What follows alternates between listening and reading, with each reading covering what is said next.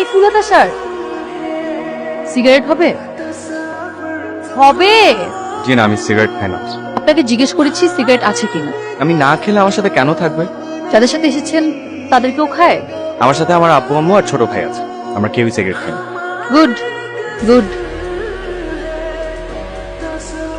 Family trip, আব্বু আম্মুর সাথে আসছে। ছেলেটা সুইট আছে, শরবত বানাই দিব? এই তোরা কেউ আছিস? আমাকে টাওয়ালটা দে তো। এই যে টাওয়ালটা আমার। আপনার মানে? আপনার কাছে কেউ চেয়েছে? ওমা, বললেন যে আপনার জ্বর চলে আসবে।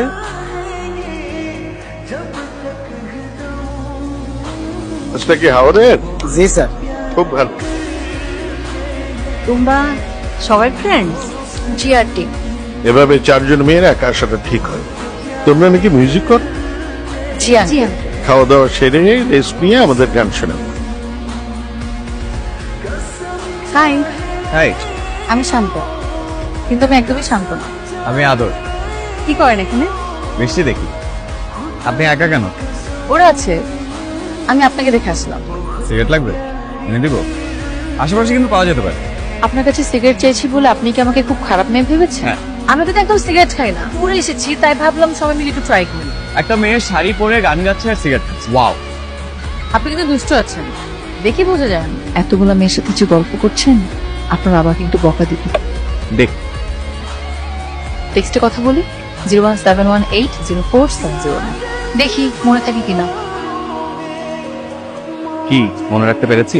আপনি আমাকে আপনার নাম্বার এভাবে বললে আমি জীবনও মনে রাখতে পারতাম না। কোথায় আপনি? কেবিনে। বাবা ঘুমালেই চলে আসবে। ওকে, ওয়েটিং। ট্রাই করেন।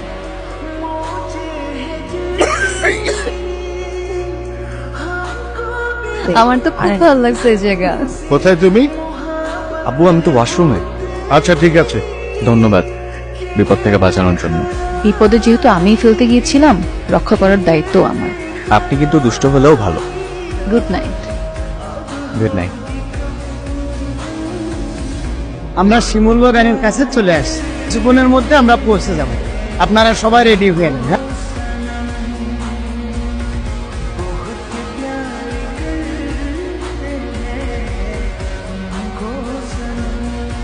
তোমাকে আমার ভালো লাগে।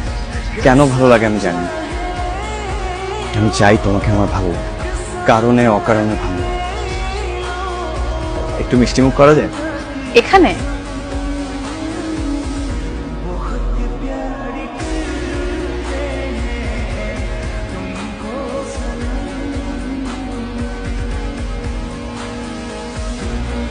আদরের চাকরি বাকরি তো কিছুই এখনো হলো না। চেষ্টা করছো হয়ে যাবে। এতগুলো টাকা খরচ করে প্রাইভেট ইউনিভার্সিটিতে পড়ানো। আমাদের ব্রেকআপ হয়ে গেল, তোমার এত মন খারাপ হবে বলে আমার মনে হয় না। একটা জব হয় নাই জাস্ট। জবটা আমার খুব দরকার ছিল। আমাদের প্ল্যানের বাইরেও সৃষ্টিকর্তার একটা প্ল্যান থাকে, সেটার উপর ভরসা রাখো। তুমি আমাকে ছেড়ে কখনো যাবে না তো সুমিতা? এখনই চলে যাবো যদি এরকম মন খারাপ করে বসে থাকো। আমার এক রিলেটিভের জন্য একটা জবের দরকার ছিল। রেসিপিটা পাঠিয়ে দিও, আমি মাসুম ভাইকে ফরওয়ার্ড করে বলে দিব। Thank you. আপনার কথা আমাকে আফসানা বলেছে, আর আপনার সিভিও দেখলাম। আমরা তো আপনার রিলেটিভ, রাইট?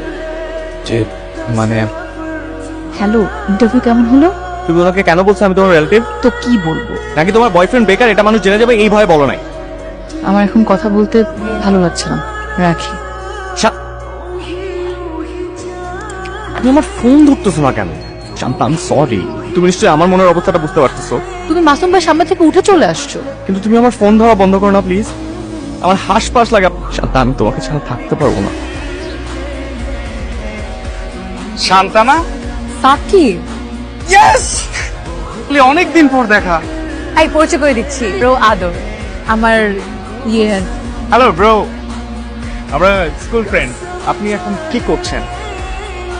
এখন কিছু করছি না। এখন কি বসে থাকার সময়? আসলে ঠিকঠাক জব পাচ্ছে না। আমার একটা ছোট কোম্পানি আছে, আমি কাজ করার লোক খুঁজে পাচ্ছি না, আর আপনি চাকরি পাচ্ছেন না। সব কিছু তো নেগেটিভ নাও কেন তুমি? স্কুলের ফ্রেন্ড, এতদিন পর দেখা হইছে, এমন তো করতেই পারে। এই গাড়ি থামান, গাড়ি থামান।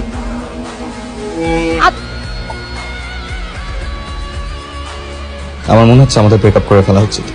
আগের শান্তা কখনো এটা করতে পারতো না। এমন আরো অনেক কিছুই হবে এখন। So don't call me, don't text me.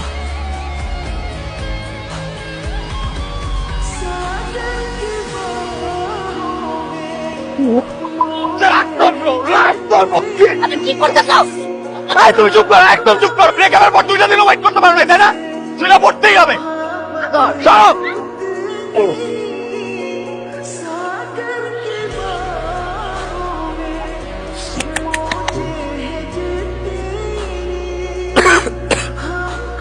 তুমি যেটা ভাবছো সেটা না। শান্তাকে সাকিব তার অফিসে জবের অফার দিয়েছিল, শান্তা জাস্ট দেখা করে অফারটা ফিরিয়ে দিয়েছে। এক জায়গায় ফিক্স হয়ে গেছি তো, ওখানেই ভালো লাগছে। তবে যদি দরকার হয় জানেন আমার বয়ফ্রেন্ডের কি খবর? ভালো আছে। তুমি একটু শান্তাকে ফোন দিবা? আমাকে তো সব জায়গা থেকে ব্লক করে রাখছে। কি যে করতেছো তোমরা দুইজনে, ধরলো না তো।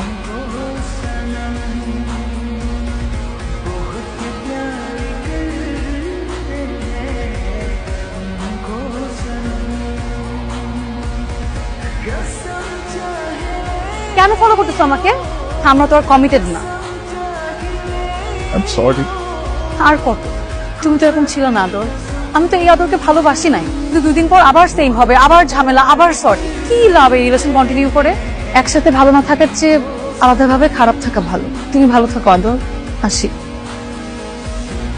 কথা দিয়েছিলে কখনো ছেড়ে যাবেন। আমি মরে যাবো প্লিজ।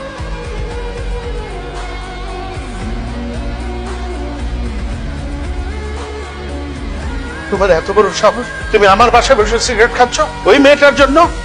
আমার বাসায় থাকতে হলে আমার কথা মেনে থাকতে হবে। এত পিঠা দেখলে? শান্ত হ মা। আর কি বলছো তুমি? পরে বুঝে বলবো।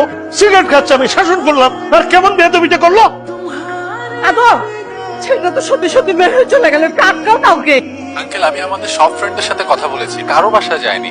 আজকে 4-5টা দিন আমার ছেলে বাসার বাইরে।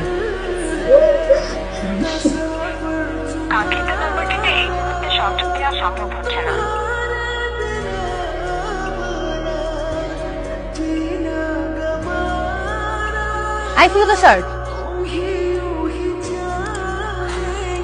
সিগারেট খাওয়া ধরছো নাকি? থাপ্পো মেরে সব কথা ছাড়াই দেবো একদম। কতগুলো মানুষের তুমি টেনশন রাখছো? এখন সেই মানুষটা নিজেকে কষ্ট দিচ্ছে কেন? সেই জন্য কখনো নিজেকে কষ্ট না দেয়। চাকরি বাকরি আজকে নাই, কালকে হবে। জীবনে এমন অনেক কিছু আসবে যাবে, কিন্তু শান্তা কখনো তাকে ছেড়ে যাবে না। যতই সে মুখে মুখে বলুক ছেড়ে যাচ্ছে, কিন্তু যাবে না। সব ছেড়ে যাওয়া মানে ছেড়ে যাওয়া না।